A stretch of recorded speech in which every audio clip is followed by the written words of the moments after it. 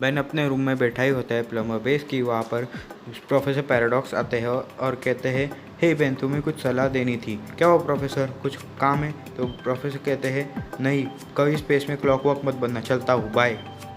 और फिर Ben game खेलने लग जाता है।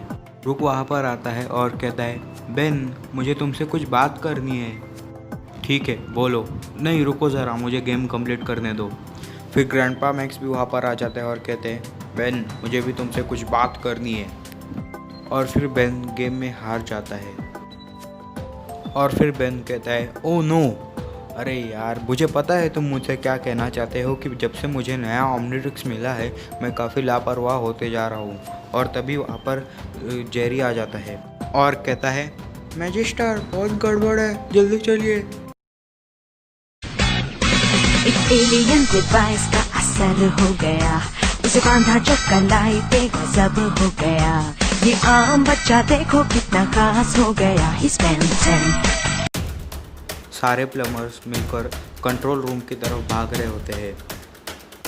ग्रैंडपा मैक्स वहाँ पर आते ही पूछते कि क्या हुआ है।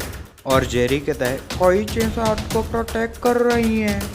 से पूछता है, तो इसमें बुरा क्या है? ब्रूक कहता है, ये सन से प्रोटेक्ट कर रही है अर्थ को। बेन कहता है कि तुमने इसे तोड़ने की कोशिश की क्या? और जेरी कहता है, हमने सब ट्राई किया लेकिन ये टूट ही नहीं रही है, उल्टा और मजबूत हो रही है। बेन कहता है, मुझे वहाँ पर अभी के अभी टेलीपोर्ट करो। टेलीपोर्टर ब्लॉक है, वो शील्ड सब कुछ ब्लॉक करके बैठी हुई है। बेन ट्रांसफॉर्म हो जाता है नाइट बैट में और स्पेस में चला जाता है। बेन उस शील्ड को तोड़ने की कोशिश करता है लेकिन कुछ नहीं होता। बेन उसके अंदर घुसने की कोशिश करता है, फिर भी कुछ नहीं होता। ब्लूकेज और ड्रीवा से पूछता है, पता चला उस शील्ड के बारे में कुछ? तो ब्लूकेज कहता है कि हाँ, वो शील्ड एनर ट्रांसिल से है। और ड्रीवा कहता है, नहीं, वो एनर टेक्नोलॉजी से है। और फिर बेन गोस्ट फ्रीक में ट्रांसफॉर्म हो जाता है और शील्ड के आर पार निकल जाता है। बेन ट्रांसफॉर्म होता है कैनन बोल्ट में और फिर ज़ोर से नीचे गिरने लग जाता है।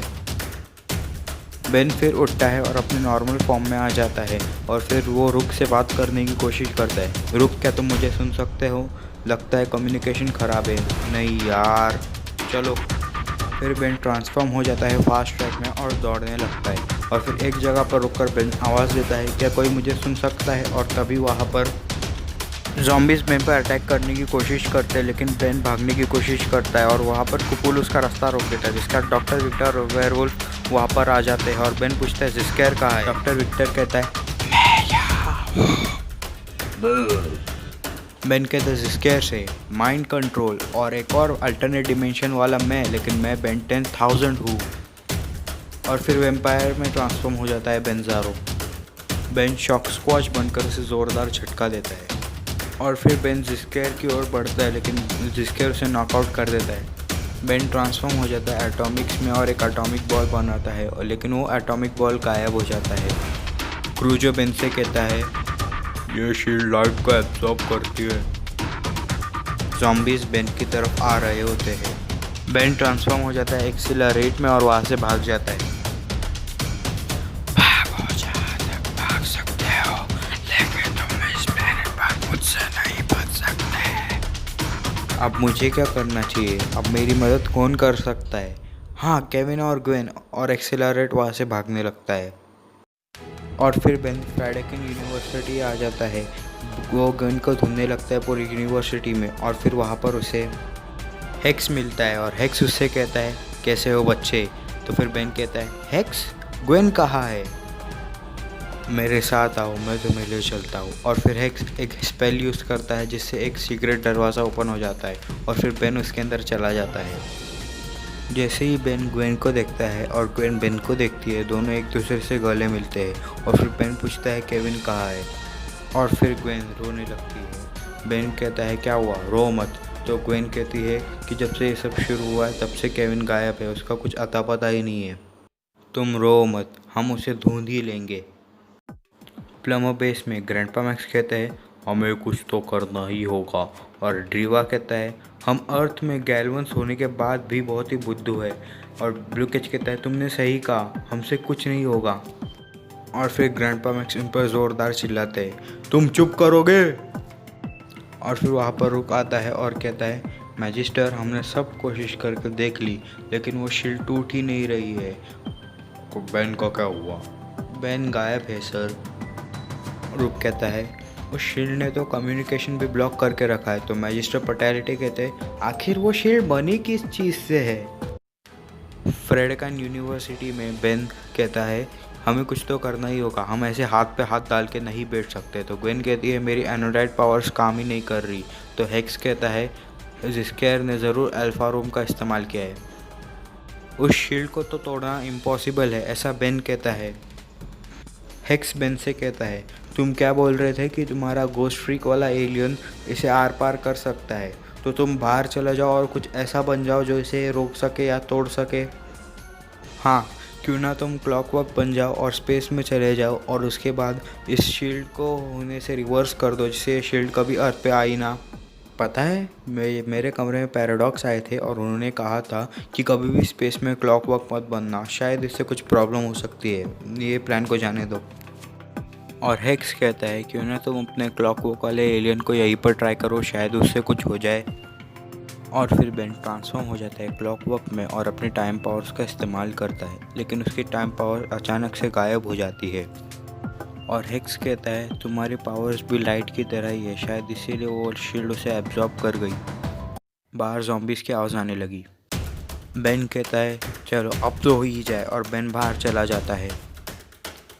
हेक्स और ग्वेन बेन को रोकने की कोशिश करते हैं और रोकते रोकते वो भी बाहर चले आते हैं। जैसे ही बेन ट्रांसफॉर्म होने वाला होता है तभी ज़ारो उसका हाथ पकड़ता है और जिस्केयर भी वहाँ आ जाता है। बेन जंगल की ओर भागने लगता है लेकिन जो केविन ज़ॉम्बी बन चुका होता है वो उसे रोक लेता है। फिर बेन ट्रांसफॉर्म होता है वाइल्ड वाइन में और फिर वो सभी ज़ॉम्बीज़ को बांध देता है, जिसके बाद वो बेन ज़ारो को भी ठिकाने लगा देता है। और फिर वहाँ पर ग्वेन और हेक्स भी आ जाते हैं। फिर जिसके डॉक्टर विक्टर की बॉडी से निकलकर ग्वेन की तरफ बढ़ता है और ग्वेन की बॉडी में घुस जाता है और फिर बेन भी वापस नॉर्मल बन जाता है। ग्वेन नहीं! जिस्केयर अल्फा रूम निकालता है और लकी गर्ल में ट्रांसफॉर्म हो जाता है और फिर वो बेन से कहता है मैं हूँ तुम्हारी कज़न ग्वेन। जिस्केयर बेन पे हमला करता है जिसके बाद बेन जोर से नीचे गिर जाता है और फिर विक्टर बेन से कहता है मेरी मदद करो। अब तुम क्या करोगे टेनिसन? और बेन ट्रांसफॉर्म हो जाता है वैम्पायर में और डॉक्टर विक्टर को माइंड कंट्रोल करने लग जाता है। सारे ज़ॉम्बीज़ मिलकर बेन को पकड़ लेते हैं लेकिन बेन अपनी पूरी ताकत का इस्तेमाल करता है और सबको उड़ा देता है। हेक्स को एक ज़ॉम्बी काट देता है और हेक्स भी एक ज़ॉम्बी बन जाता है।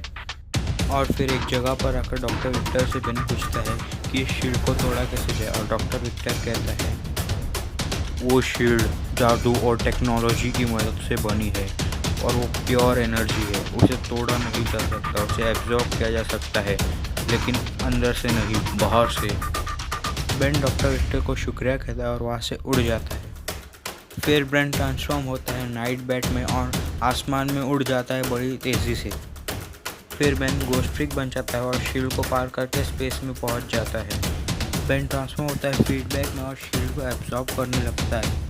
तभी ब्लू केज रुक को कहता है कि बेन का कम्युनिकेशन एक्टिवेट हो गया है। तो रुक बेन से कांटेक्ट करता है और बेन को कहता है अपने ऊपर ही एक वीक पॉइंट होगा, वहाँ पर जाकर चेक करो। और बेन ऊपर चला जाता है और वीक पॉइंट से एनर्जी एब्जॉर्ब कर रहा है, जिसके बाद वो शील्ड अर्थ पे से गायब हो जाती है और सभी लोग नॉर्मल बनने लग जाते हैं। बेन जेटरे बनकर नीचे लैंड कर जाता है और फिर जिस्केयर जो ग्वेन की बॉडी में होता है वो बेन पे अटैक करने लगता है। तुम मुझसे बच नहीं सकते।